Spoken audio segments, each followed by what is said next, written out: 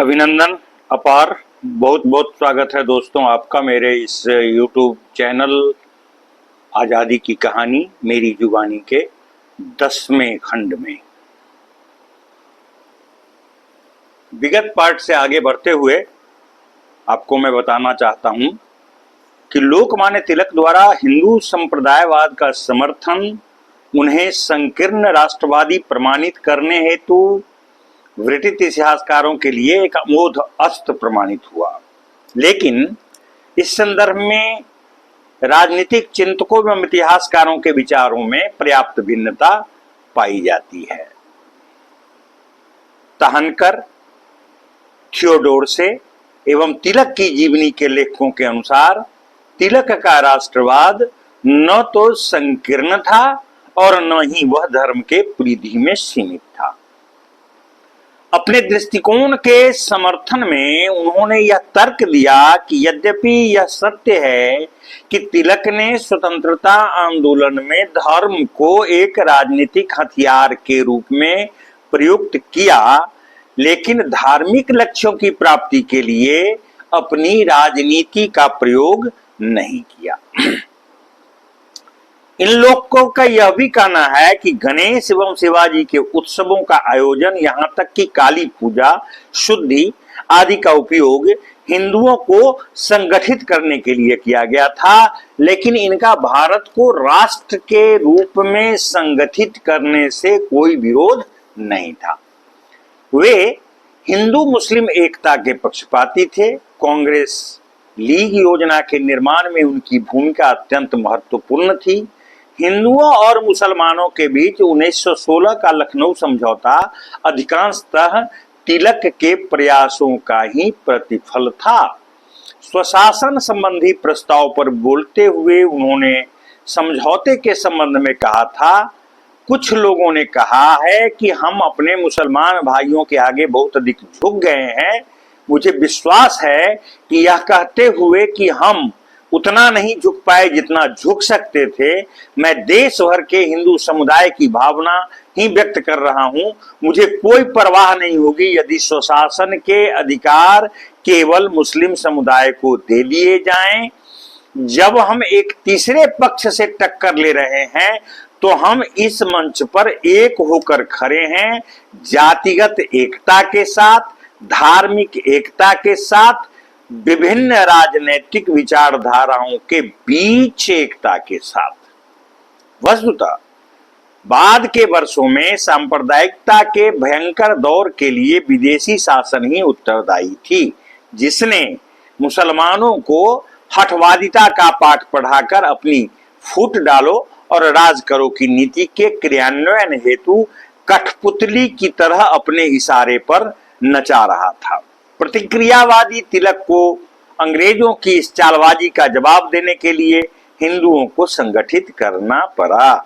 इसके लिए उपयोग में लाई गई विभिन्न योजनाओं से मुसलमानों के मन में शंकाएं पैदा हो जाना स्वाभाविक था, विशेष रूप से इसलिए भी कि नौकरशाही उनके संदेशों का लाभ उठाने के लिए सदैव तत्पर रहती थी।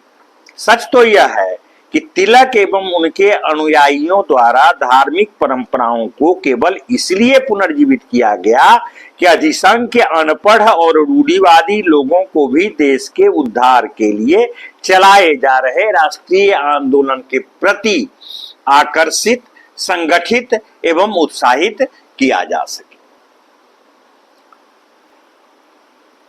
उदाहरण के तौर पर यह कहा जा सकता है कि महान क्रांतिकारी नेता अरविंद घोष कांग्रेस आंदोलन को पाश्चात्य दृष्टिकोण, पाश्चात्य स्वरूप एवं पाश्चात्य कार्यविधि एवं पाश्चात्य प्रभावों से मुक्त करना चाहते थे। उनकी यह धारणा थी कि यदि ऐसी स्थिति रही तो भारतीय संस्कृति की जड़ें निर्बल एवं अक्षम हो सकती हैं, अतः सांस्कृतिक एवं राष्ट्रीय मान्यताओं को जागृत करना अत्यंत अनिवार्य एवं वांछनीय समझा गया।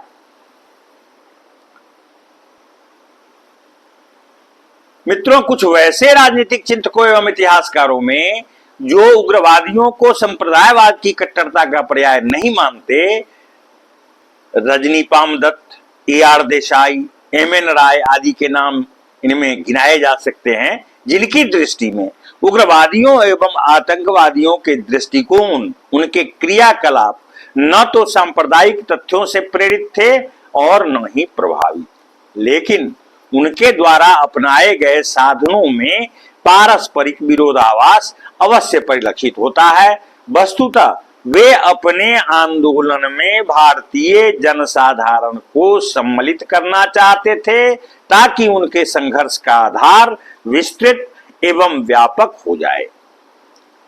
राजनीतिक दृष्टिकोण से यह एक प्रगतिशील एवं मौलिक कदम था। उनके द्वारा उद्घोषित नारे ऐसा लगता है कि मुस्लिम समुदाय को स्वीकार्य नहीं थे, क्योंकि वे इससे संबद्ध नहीं होना चाहते थे। इन नारों का राष्ट्रीय आंदोलन पर बुरा प्रभाव पड़ा। इन विचारकों एवं इतिहासकारों ने उग्रवादी आतंकवादी नेताओं तथा कार्यकर्ताओं को रूढ़िग्रस्त राष्ट्रवादी कहकर संबोधित किया। इसका परिणाम यह निकला कि हिंदुओं एवं मुसलमानों द्वारा अंग्रेजों के विरुद्ध संघर्ष संयुक्त रूप से करने की संभावना कम हो गई और इससे अलगाववादियों का काम आसान हो गया। भविष्य में घटित होने वाली घटनाओं से यह स्पष्ट हुआ कि सांप्रदायिकता को संघर्षवादियों के द्वारा अपनाई गई अविवेकपूर्ण नीति से समर्थन मिला, जिसका अनुसरण गांधी एवं अन्य अनेक राष्ट्रवादियों ने भी किया था। इस नीति से सांप्रदायिकता के मद में चूर मुस्लिम समुदाय के नेताओं एवं ब्रिटिश शासकों को भी अपने निहित उद्देश्यों की पूर्ति में सहायता मिली। राजनीति को आध्यात्म से जोड़कर धर्मनिरपेक्षता के स्वरूप को विकृत कर दिया गया और सांप्रदायिकतावादी तत्व इस अवसर से लाभान्वित होने के लिए प्रयत्नशील हो गए। संघर्षवादियों का यह विश्वास था कि भारत एवं ब्रिटेन के हितों में व्यापक भिन्नता पाई जाती थी। एक का हित दूसरे के हित के विपरीत था। उग्रवादी एवं संघर्षवादियों का यह विचार था कि अपने राजनीतिक हितों को प्राप्त करने के लिए राजनीतिक पद्धति में परिवर्तन किया जाना आवश्यक था। तिलक की दृष्टि में ब्रिटिश शासन का स्वरूप औपनिवेशिक शोषण पर आधारित एवं साम्राज्यवाद का परिपोषक था। उनका अनुभव यह दर्शा रहा था कि आधुनिकीकरण की प्रक्रियाओं का भी लक्ष्य ब्रिटिश साम्राज्यवाद एवं औपनिवेशिक शोषण के संबंधार्थ किया गया था। रेलवे, टेलीफोन, टेलीग्राफ एवं डाक सेवाओं का आरंभ भी इसी उद्देश्य से किया गया था कि ब्रिटिश उत्पादकों एवं शासकों को भी इसका अधिक से अधिक लाभ पहुंचाया जाए। इससे भारतवासियों को कोई प्रभावकारी लाभ नहीं हो रहा था। अंग्रेजों द्वारा जो वैधानिक सुधार किए जा रहे थे उसका भी उग्रवादियों द्वारा निरंतर विरोध किया जा रहा था, क्योंकि भारत का अपना कोई संविधान नहीं था। अतः उग्रवादी वैधानिक आंदोलन का विरोध एवं उसके स्थान पर शांतिपूर्ण प्रतिरोध की बात जन जन तक पहुंचाना चाहते थे। लेकिन आरंभिक उग्रवादी भारत को स्वतंत्र कराने के लिए आतंकवादी तरीकों एवं हिंसात्मक कार्यों का सहारा लेना नहीं पसंद करते थे। लेकिन जब शांतिपूर्ण प्रतिरोध के दमनार्थ अंग्रेजों के क्रूर उत्पीड़नात्मक कृत्यों का भयंकर दौर प्रारंभ हुआ तो उग्रवादियों को यह स्वीकार करने विवश होना पड़ा कि अंग्रेजों से मुक्ति प्राप्त करने का अब एकमात्र उपयोगी मार्ग आतंकवाद ही है। प्रारंभिक उग्रवादियों के राजनीतिक हथियार थे बहिष्कार, स्वदेशी एवं राष्ट्रीय शिक्षण। उनका विश्वास था कि वे आत्मनिग्रह एवं आत्मसंयम के सिद्धांत पर आरूढ़ रहकर भी ब्रिटिश शासकों के साथ असहयोग कर सकते थे। इससे वे लोग यह सिद्ध कर सकते थे कि भारत में विदेशियों की मौजूदगी भारत के हितों के लिए अत्यंत हानिकारक है। व्यापारिक शोषण के विरुद्ध प्रारंभिक चरण के उग्रवादियों के कार्यक्रम काफी प्रभावकारी सिद्ध हुए। संघर्षवादियों का विश्वास था कि ऐसा करके वे ब्रिटिश शासन की जड़ को खोखला कर भारतीय व्यापार एवं उद्योग को सशक्त बना सकते हैं, साथ ही भारतवासियों में आत्मसम्मान की भावना भी भर सकते हैं। लाला लाजपत राय ने बहिष्कार के महत्व को स्पष्ट करते हुए कहा कि सरकार की प्रतिष्ठा सर्वोपरि है और बहिष्कार के द्वारा उस प्रतिष्ठा के आधार को समाप्त किया जा सकता है। संघर्षवादी जहां एक ओर नरम दल वालों को याचकों की संज्ञा देते थे, वहीं आतंकवादी नवयुवकों को गुमराह देशभक्त मानते थे। वे शांतिपूर्ण प्रतिरोध पर विश्वास करते थे और इसका उपयोग करके वे जनसाधारण को आंदोलन में सम्मिलित होने के लिए उत्प्रेरित करना चाहते थे। शिक्षा के क्षेत्र में भी उग्रवादियों का योगदान बेहद उल्लेखनीय था। उनका विश्वास था कि अंग्रेज भारतीय संस्कृति एवं सामाजिक परंपराओं को दबा रहे हैं। उनके विचार एवं व्यवहार प्रगतिशील नहीं थे। प्राथमिक एवं तकनीकी शिक्षा की वे पूर्ण रूप से अवहेलना कर रहे थे। उच्चतर शिक्षा के प्रति लोगों को हतोत्साहित किया जा रहा था। देश में शिक्षा के प्रचार प्रसार को सामान्यतः सीमित रखा जा रहा था। 1904 के भारतीय विश्वविद्यालय अधिनियम को वो प्रतिक्रियावादी समझते थे। उनका विचार था कि इस अधिनियम से वे विश्वविद्यालयों को कड़े सरकारी नियंत्रण में रख सकते थे। राजनीतिक नेता इस तथ्य से चिंतित थे कि इस शिक्षा प्रणाली से नवयुवकों के मन में दासता की भावना उत्पन्न की जा रही थी। सभी बुद्धिजीवियों को शैक्षणिक सुविधाएं एवं अवसर उपलब्ध नहीं थे। नवयुवक साधारणतः अंग्रेजों की नकल करने में मशगूल थे।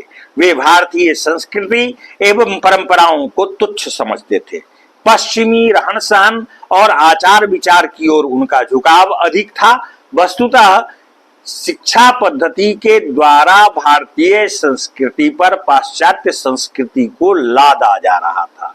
यह उपनिवेशवाद का ही एक अंग था। इस व्यवस्था के प्रति संघर्षवादी चिंतित थे। अंग्रेजों की गुलामी को समाप्त करने के लिए यह आवश्यक था कि नवयुवकों को मानसिक दासता से मुक्त किया जाए। इसके लिए वे राष्ट्रीय शिक्षण संस्थाओं को स्थापित करना चाहते थे। इस दिशा में महत्वपूर्ण प्रयास भी किए गए तथा 20वीं शताब्दी के प्रथम दशक में देश के विभिन्न भागों में थियोसॉफिकल स्कूल एवं कॉलेज, हिंदू कॉलेज, बनारस हिंदू विश्वविद्यालय एवं डीएवी विद्यालयों की स्थापना की गई। इन शिक्षण संस्थाओं के द्वारा राष्ट्रीयता की भावना को प्रचारित एवं प्रसारित करने का प्रयास किया गया, पर इससे सांप्रदायिकता को भी प्रोत्साहन मिला।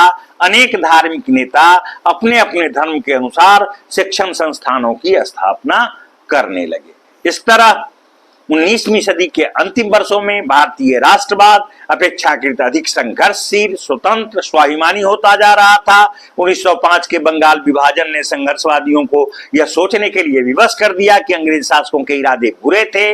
भारतीय युवा वर्ग आरंभ में संघर्षवादियों के विचारों से अधिक प्रभावित एवं प्रेरित हुआ। कालांतर में इसी युवा वर्ग ने आतंकवादी आंदोलन का सहारा लिया, जो भारतीय समाज में निम्न वर्ग के व्यक्तियों के सामाजिक आर्थिक स्थिति में प्रभावशाली परिवर्तन एवं विकास लाना चाहते थे। वे अंग्रेज सरकार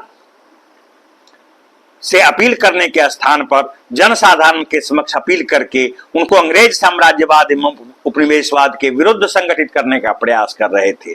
बहिष्कार आंदोलन का यही मनोवैज्ञानिक, यही आधार और यही आध्यात्मिक महत्व रहा था। इस तरह आरंभिक उग्रवादियों ने बहिष्कार, स्वदेशी धार्मिक उत्सवों के आयोजन एवं राष्ट्रीय शिक्षण का राष्ट्रीय आत्मसिद्धि के उपकरणों के रूप में प्रयोग किया था। आज के खंड में बस इतना ही।